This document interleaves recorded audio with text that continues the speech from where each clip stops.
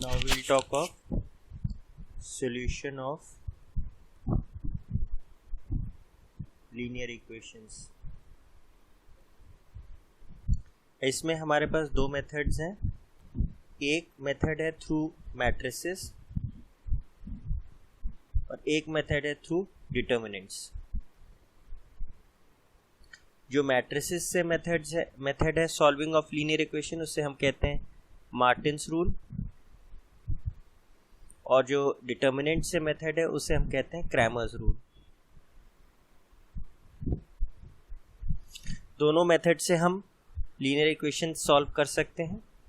तो सबसे पहले थोड़ा बेस इसका डेवलप कर लें. Linear equations can be of two types.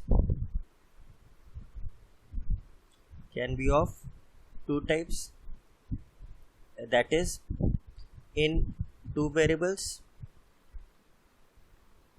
and in three variables. Now linear equation in two variables, जैसे एग्जाम्पल क्या हुआ, 2x plus 3y equals to 4, x plus y equals to 0. तीन वेरिएबल्स में कैसे होंगे, 2x plus y plus z equals to let's say 4 या x minus y plus 2z equals to 0. इसमें तीन वेरिएबल्स है x y z, इसमें दो वेरिएबल्स है. वेरिएबल्स के नाम कुछ भी हो सकते हैं, बट इसमें दो वेरिएबल्स होंगे, इसमें तीन वेरिएबल्स होंगे. Now they can be further divided. दो वेरिएबल में फर्दर डिवाइड हो जाएंगी homogeneous equations and non-homogeneous equations.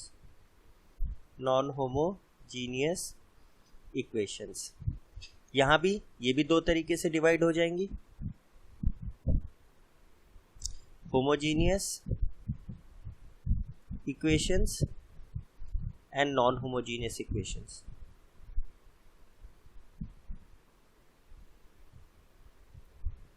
Now क्या मतलब हुआ homogeneous non homogeneous. For example अगर हमारे पास सेट ऑफ इक्वेशंस हैं, let's say 2x plus Y equals to 4, x minus Y is equal to 3. अब हमारे पास दो वेरिएबल्स हैं, तो मिनिमम हमको दो इक्वेशंस चाहिए to solve them for a unique solution. अब सपोज हमारे पास दो इक्वेशंस दी हैं दो वेरिएबल्स में. अब जो राइट साइड है that is the constant part. अगर दोनों इक्वेशंस का कांस्टेंट पार्ट, लेट्स से एक सेट ऑफ इक्वेशंस और लिखते हैं, let's say we have these equations. Now इसमें और इसमें डिफरेंस ये है कि इन वाली में दोनों में जो कांस्टेंट पार्ट है वो प्रेजेंट है, इसमें दोनों में कांस्टेंट पार्ट जीरो है. तो अगर हमारे लीनियर इक्वेशंस में कांस्टेंट पार्ट सारी इक्वेशंस का जीरो है तो वो क्या कहलाएंगी, होमोजीनियस इक्वेशंस. और अगर हमारी लीनियर इक्वेशंस में सारे कांस्टेंट पार्ट जीरो नहीं हैं तो वो कहलाएंगी नॉन होमोजीनियस इक्वेशंस.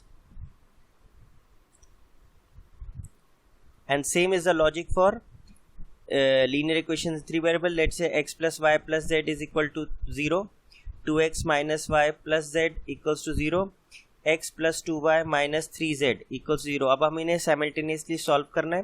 तो ये किस कैटेगरी की इक्वेशंस हैं, इसमें तीनों में कांस्टेंट पार्ट जीरो है, देयरफॉर ये होमोजीनियस इक्वेशंस है. लेट्स से हमारे पास इक्वेशंस हैं x minus Y plus Z equals to 1, x 2x plus Y plus 3z equals to 0, and let's say x minus 2y minus 2z is equal to 3. अब इसमें right side that is the constant part, right side से नहीं मतलब constant part तीनों का zero नहीं है.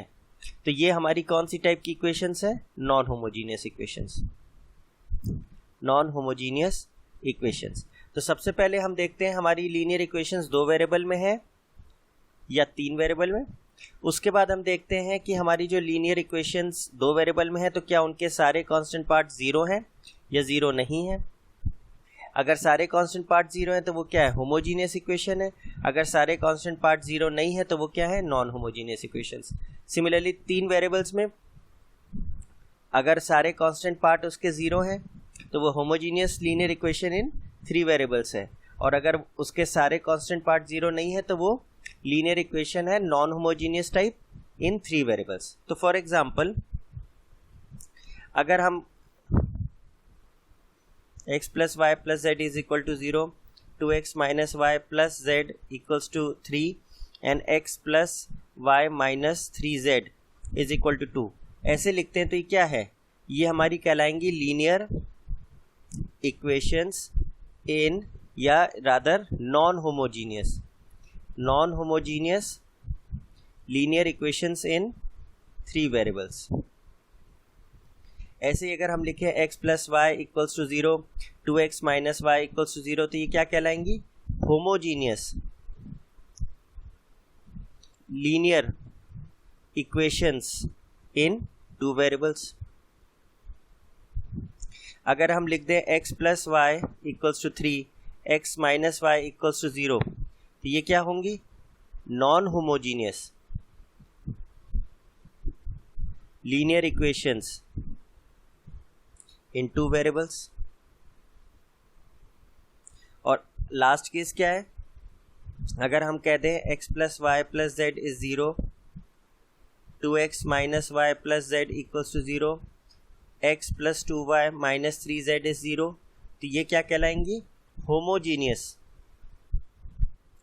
Linear equations in 3 variables. हम लोग इसी पे रिस्ट्रिक्ट करेंगे। तो इन टाइप की इक्वेशंस को हमें सॉल्व करना है थ्रू मैट्रिसेस एंड डिटर्मिनेंट्स। अगर मैट्रिसेस से हम सॉल्व करेंगे तो उस मेथड को हम क्या बोलते हैं? Martin's rule. We call that method Martin's rule. और अगर हम डिटर्मिनेंट्स के थ्रू इन्हें सॉल्व करेंगे तो हम क्या कहते हैं? Cramer's rule. तो पहले हमको ये समझ में आना चाहिए कि हमारी इक्वेशंस का नेचर कैसा है, होमोजीनियस है कि नॉन होमोजीनियस है, 2 वेरिएबल है कि 3 वेरिएबल है। उसी हिसाब से हम इनका सॉल्यूशन फाइंड करते हैं। नाउ हम लोग कंटिन्यू करते हैं अपना discussion on linear equations. Now suppose हमारे पास इक्वेशन है x plus Y is equal to 0। अगर एक ही इक्वेशन दी है तो ये क्या है? इसका कांस्टेंट पार्ट 0 है, देयरफॉर ये कौन सी टाइप की इक्वेशन है? होमोजीनियस इक्वेशन है। लेट्स से मेरे पास है x plus 2y is equal to 3, इसमें कांस्टेंट पार्ट प्रेजेंट है, तो ये क्या है? नॉन होमोजीनियस है इक्वेशन। लेकिन अगर हमारे पास दोनों इक्वेशंस दी हैं, सेट ऑफ साइमल्टेनियसली हमें इन्हें सॉल्व करना है, सेट ऑफ इक्वेशंस दी हैं, तो अब हम दोनों का देखेंगे।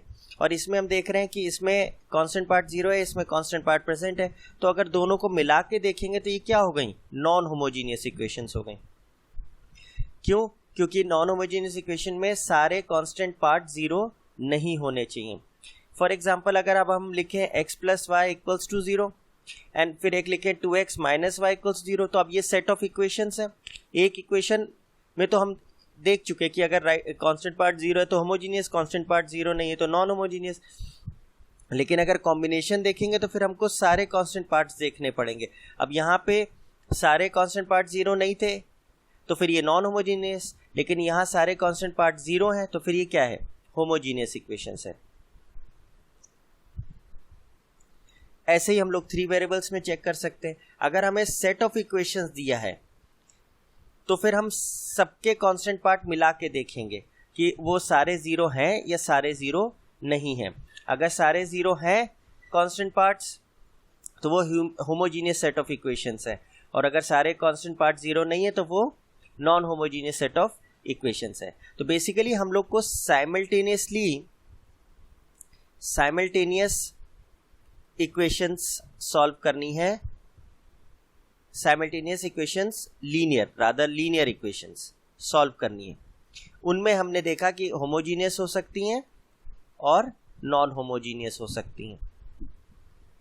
नाउ पहला केस है, अब कुछ इसकी टर्म्स हैं। पहला है consistent equations. Consistent equations, these are the equations which have at least one solution। इसका क्या मतलब हुआ? सपोज हमारे पास सेट ऑफ इक्वेशंस है x plus y equals to let's say 3, x minus 2y equals to 4. अब इनको सॉल्व करने का मतलब क्या होता है साइमल्टेनियस, कि हम x और y की वैल्यूज निकालें, x और y की वैल्यूज निकालें और ऐसी वैल्यूज निकालें जो दोनों इक्वेशंस को हमारी सेटिस्फाई कर दें. अब अगर हमको ऐसी वैल्यूज x और y की मिल गई जो इस इक्वेशन को साइमल्टेनियसली सेटिस्फाई करे. सेटिस्फाई करने का मतलब कि वो वैल्यूज x की और y की रखें तो राइट साइड आ जाए, दोनों साइड्स इक्वल हो जाए. तो अगर हमको एटलीस्ट एक सेट ऑफ आंसर मिल गया, मतलब एक सेट ऑफ आंसर्स x और y का मिल गया एटलीस्ट, तो हमारी ये इक्वेशंस क्या कहलाएंगी, कंसिस्टेंट. अगर एक से ज़्यादा सॉल्यूशंस मिल गए, मतलब x और y की एक सेट ऑफ वैल्यू रखने पे सेटिस्फाई हो गया, फिर एक और सेट ऑफ वैल्यूज रखने पे ये सेटिस्फाई हो गई इक्वेशंस, एंड सो बहुत सारे आंसर्स हमको मिल गए x और y के, तो भी क्या कहलाएंगी, कंसिस्टेंट इक्वेशंस.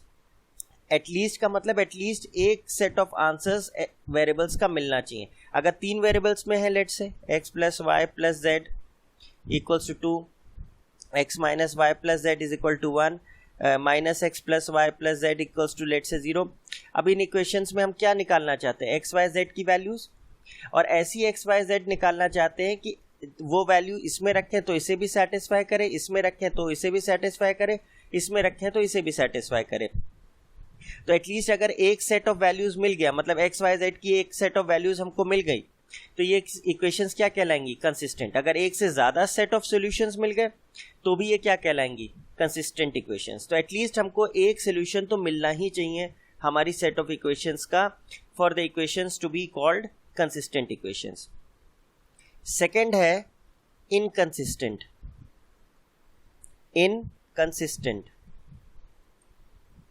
इनकंसिस्टेंट इक्वेशंस क्या है, these are the equations which have no solution. इसका मतलब ये हुआ कि जैसे फॉर एग्जांपल ये इक्वेशंस है, तो अगर हमें x और y की कोई वैल्यू नहीं मिली जिससे कि ये इक्वेशन भी सेटिस्फाई हो जाए, ये इक्वेशन भी सेटिस्फाई हो जाए साइमल्टेनियसली, तो ये इक्वेशंस क्या कहलाएंगी, इनकंसिस्टेंट. ऐसे ही 3 वेरिएबल में भी अगर हमको x y z की वैल्यूज साइमल्टेनियसली एक साथ ऐसी नहीं मिली जो रखने पे तीनों इक्वेशंस को सेटिस्फाई कर दे, तो हमारी इक्वेशंस क्या कहलाएंगी, इनकंसिस्टेंट इक्वेशंस. तो हमारी इक्वेशंस के सॉल्यूशन, और रादर हम इसे रिवर्स भी बोल सकते हैं, consistent solutions inconsistent. Consistent solution मतलब एटलीस्ट एक सॉल्यूशन हमें मिल जाए, इनकंसिस्टेंट सॉल्यूशन मतलब हमें एक और सॉल्यूशन अपनी इक्वेशंस के सेट का नहीं मिल रहा है.